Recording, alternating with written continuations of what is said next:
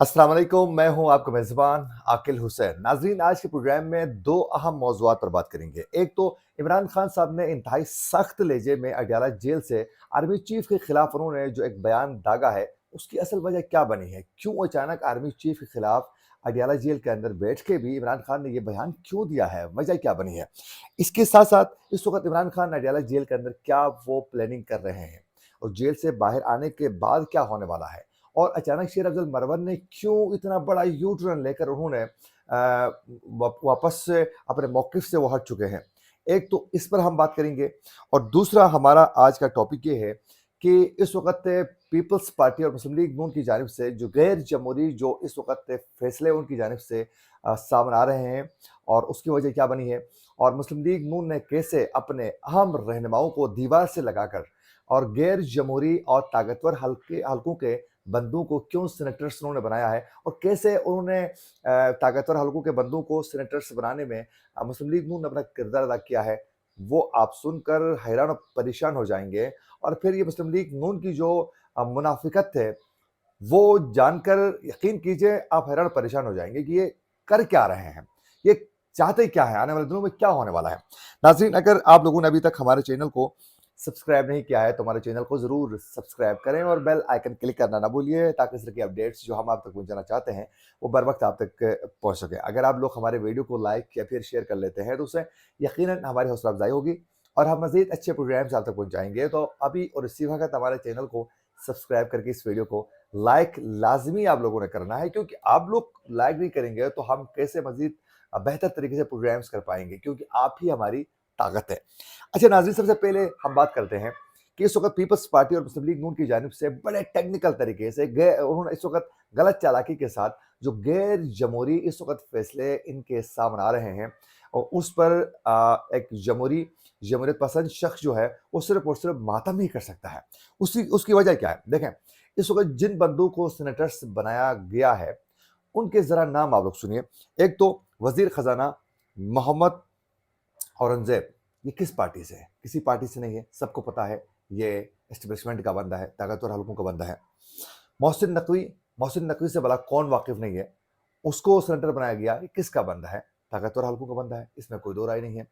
अच्छा, औरंगज़ेब अनवर हक काकड़ साबिक पीएम निगरां, वो किसका बंदा है? एस्टेब्लिशमेंट का बंदा है, ये सबको पता है। फैसल बावड़ा किसका बंदा है? सबको पता है, इसमें बताने की कोई ज़रूरत ही नहीं है। अच्छा, इन बंदों को सेनेटर्स बनाने में किरदार अदा करने वाले कौन है? पीपल्स पार्टी और मुस्लिम लीग नून। और बिलखुसूस मुस्लिम लीग नून ने जो हदें पार करके इन्होंने एस्टेब्लिशमेंट के बंदों को नवाजने में पीपल्स पार्टी से 100 कदम आगे निकलकर उन्होंने अलाकारी करने में कोई कसर नहीं छोड़ी है। देखें, नंबर एक, मोहसिन नकवी को सेनेटर बनाने में जो साथ दिया है वो मुस्लिम लीग नून है। मुस्लिम लीग नून ने ही साथ दे के मोहसिन नकवी को सेनेटर बनाया है। औरंगज़ेब को बनाने में मुस्लिम लीग नून का किरदार है। अच्छा, इसके अलावा जो है अहद चीमा को सेनेटर बनाने में मुस्लिम लीग नून का किरदार है। उसके अलावा मुस्तफ़ा रामदे, उसको बनाने में मुस्लिम लीग नून का किरदार है। और ये वो लोग हैं, मोहसिन नकवी, मोहम्मद औरंगज़ेब, अहद चीमा, मुस्तफ़ा रामदे, मोहसिन नकवी, ये सबको सेनेटर्स बनाने में मुस्लिम लीग नून ने अपना किरदार अदा किया है। यानी बिलखुसूस शरीफ फैमिली ने, यानी नवाज शरीफ ने, शहबाज शरीफ ने, इन्होंने एक किरदार अदा करके ये गैर जमहूरी लोग जो ताकतवर हलकों के बंदे थे उनको सेनेटर्स बनाने में मुस्लिम लीग नून ने एक बेहतरीन अलाकारी की है। वहीं दूसरी जानिब मुस्लिम लीग नून के जो टॉप के जो रहनुमा थे, जिनका बड़ा नाम है, जिनकी पार्टी के अंदर बड़ी कुर्बानियां हैं, एक मौक़िफ़ है, लड़ते हैं, डट के मुकाबला करते हैं, उन रहनुमाओं को उन्होंने नज़रअंदाज किया, जिसमें एक तो राना सनाउल्लाह का नाम से भला कौन वाकिफ नहीं है। उसके अलावा खुर्रम दस्तगीर, उसके अलावा जावेद लतीफ़ जो हर वक्त शरीफ फैमिली की वकालत करते हैं मीडिया में। अच्छा, शेख रोहिल असगर, उससे भला कौन वाकिफ नहीं है। और एमल वली खान, उससे भला कौन वाकिफ नहीं है। ये वो लोग हैं जिनको नज़रअंदाज करके मुस्लिम लीग नून ने ऐसे बंदों को सामने लेकर आए जिससे आप यकीन ही नहीं रख सकते हैं। तो इन सब बंदों को बाकायदा यहाँ तक पहुँचाने में एक किरदार मुस्लिम लीग नून अदा किया और अपने बंदों को नज़रअंदाज किया। उसकी وجہ آپ جانتے ہیں کہ اس وقت مسلم لیگ نون جو ہے وہ اسٹیبلشمنٹ کے سامنے جو ہے وہ لیٹ چکی ہے، اور مسلم لیگ نون وہی کر رہی ہے جو اسٹیبلشمنٹ چاہتی ہے۔ اور پیپلز پارٹی کی منافقت دیکھیں، پیپلز پارٹی جمہوریت کی بڑی دعویدار اور آئین کے محافظ خود کو سمجھنے والے کیسے غیر جمہوری فیصلے وہ کر رہے ہیں۔ ان کو معلوم ہے کہ فیصل وابڑے جو ہیں وہ اسٹیبلشمنٹ کا بندہ ہے، لیکن فیصل وابڑے کو پہنچانے والے یہاں تک وہ کون ہے سینیٹر بنانے میں؟ پیپلز پارٹی۔ اچھا، اس کے علاوہ بلوچستان سے جو سینیٹر منتخب ہو چکے ہیں ایمل ولی کو بھی سینیٹر بنانے میں بلوچستان سے حمایت پیپلز پارٹی کی حمایت رہی ہے۔ تو یوں اس وقت جو ہیں بہت سے ایسے ڈیسیجنز ہیں جو غیر جمہوری ڈیسیجنز ہیں جس پر جتنا افسوس کیا جائے کم ہے۔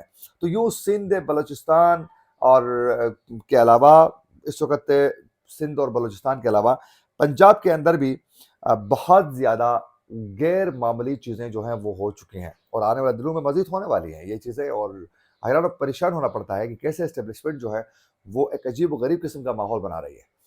اس وقت سے اب ڈر ہے کہ جب چیئرمین سینٹ بھی جو ہے وہ بندوں کا ہوگا، طاقتور حلقوں کا ہوگا، یہ ان کو آنے والے دنوں میں پتہ چلے گا۔ لیکن پیپلز پارٹی کسی نہ کسی طریقے سے تھوڑا خود کو سیف طریقے سے کھیلنے کی کوشش کرتی ہے، لیکن مسلم لیگ نون تو بالکل ہی لیٹ چکی ہے۔ خدا کا واسطہ، آپ کیسے خود کو جمہوری پارٹی کہہ سکتے ہیں کہ آپ لوگوں نے غیر جمہوری لوگ جن کا کسی پارٹی سے تعلق ہی نہیں ہے ان کو آپ لوگ یہاں تک لانے میں اپنا کردار ادا کر رہے ہیں؟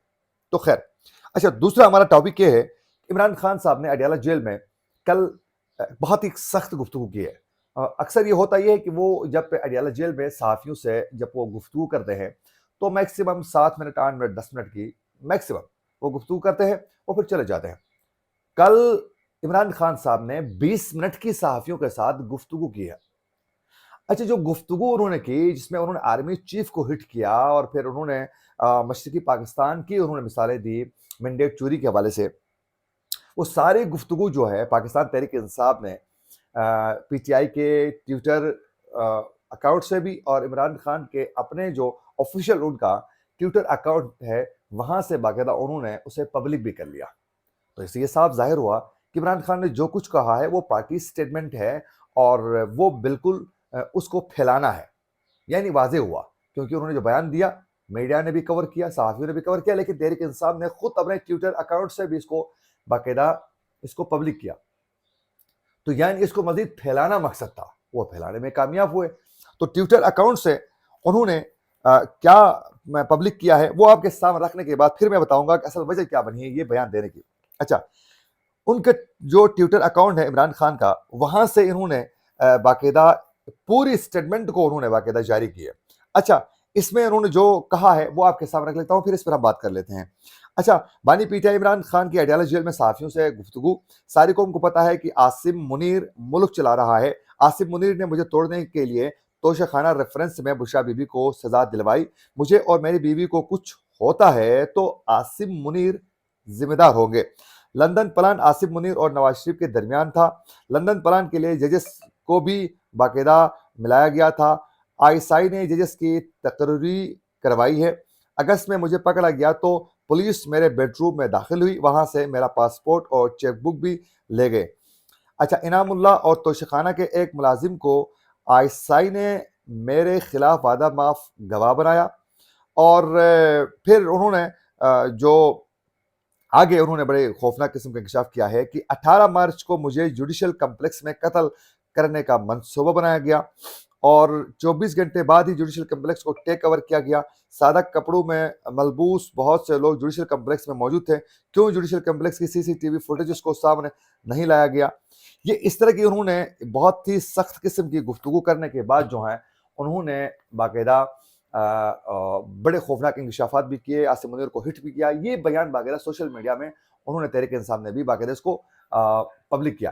اچھا، اس کی وجہ کیا بنی ہے؟ اچانک یہ جیل کے اندر بیٹھ کے بھی عاصم منیر کے خلاف، آرمی چیف کے خلاف بیان دینا کیوں انہوں نے یہ لازمی سمجھا؟ حالانکہ 3-4 روز قبل جب بشرا بی بی اس طرح کی ہی اسٹیبلشمنٹ کو سخت لہجے کے ساتھ مخاطب ہو رہی تھی، بیان دے رہی تھی، تو عمران خان ان کو ہاتھ میں پکڑ کے پیچھے لے کے جا رہے تھے، ان کو وہ بیان سے روکنے کی وہ کوشش کر رہے تھے، لیکن کل انہوں نے وہی بیان خود دے دیا۔ تو آخر کار یہ وجہ کیا بنی ہے کہ عمران خان نے خود کیوں یہ بیان دیا ہے؟ اچھا، اس کی اصل وجہ یہ بنی ہے کہ یہ سب کچھ جو ہے وہ بشرا بی بی کی وجہ سے ہی عمران خان یہ سب کچھ کر رہے ہیں، کیونکہ بشرا بی بی وہ یہ سمجھتے ہیں کہ بشرا بی بی کا جو معاملہ تھا کہ ان کو زہر دیا گیا ہے، ان کے کھانے میں کچھ ایسا ملایا گیا ہے کہ جس سے اس کی جان خطرے میں ہے۔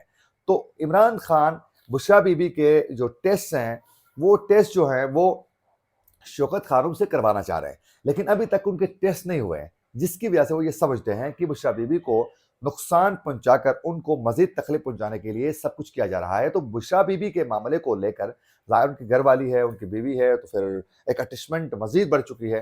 پھر اس سے بھی بڑھ کر ایک عقیدت کا بھی معاملہ ان کے ساتھ ہے، کیونکہ وہ پہلے بھی کئی بار کہہ چکے ہیں کہ بشرا بی بی میری مرشد ہے۔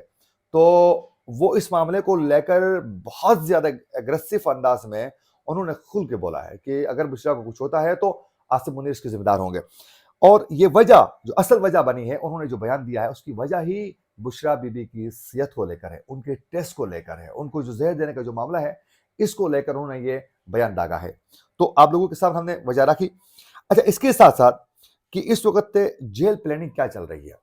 جیل پلاننگ جو ہے، عمران خان جو ہیں وہ دیکھیں ان کی پہلے بھی جو پلاننگ تھی وہ کامیاب ہوئی ہے، کیونکہ جس طرح پاکستان تحریک انصاف کو توڑنے کے لیے ان کی پارٹی کے رہنماؤں سے زبردستی جو پریس کانفرنس کروائے جا رہے تھے، تو اس وقت ایسا لگ رہا تھا کہ تحریک انصاف ختم ہو گئی، لیکن بعد میں آہستہ آہستہ عمران خان نے فوری طور پر تمام وکلا کو انہوں نے ایکٹیو کیا، اور وکلا ایکٹیو ہونے کے بعد جو ہے انہوں نے کہا کہ وکلا کو ہی ہم ٹکٹ دیں گے، اور جس سے وکیلوں نے سیاسی میدان میں بھی اور پھر عدالتی معاملات پر بھی عمران خان کا بھرپور ساتھ دیا، اور کسی نہ کسی طریقے سے جیسے تیسے کر کے اور انہوں نے بہت سے کیسے سے ریلیف دلوانے میں بھی اپنا کردار انہوں نے ادا کیا ہے، اور ابھی بھی وہ مختلف کیسز میں لڑ رہے ہیں وکلا ہی۔ اس کے بعد جب پہ حالات تھوڑے سازگار ہوئے، اور ابھی دیکھیں جو حالات بہتر ہوئے ہیں، تو جو ہی عمران خان نے پارلیمانی ایک کمیٹی جو تشکیل دی ہے، اس میں فرنٹ میں جو ہے آپ کو وہیں تمام سیاسی جو رہنما تھے وہ ایک دفعہ دوبارہ نظر آنا شروع ہو چکے ہیں۔